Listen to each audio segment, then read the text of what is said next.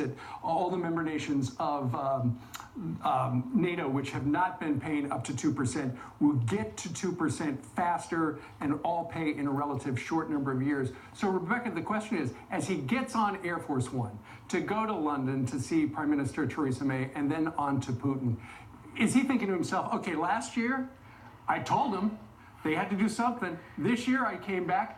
They hadn't done anything. I told them again. They had to have an emergency meeting, which they just concluded in Brussels.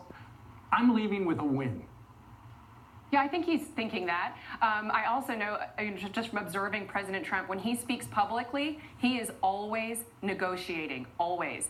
And so even though he can praise effusively now what NATO is doing because of their commitments, that doesn't mean that everything's going to be fine and dandy if a year from now they haven't actually made good on their promises. So, I think that it would be in their interest to actually work towards getting their parliaments and their governments to actually put their money where their mouth is. I will say something else, too. I think it's important to separate Germany from some of the other Europeans when it comes to Russia. Germany has sort of seen themselves as an arbiter sort of between East and West. And so they've been warming up to Russia longer than what we've just seen under President Trump. A lot of people think history begins with Trump. Well, no, it was going on long before he came. And this has been a problem, warming up to Russia.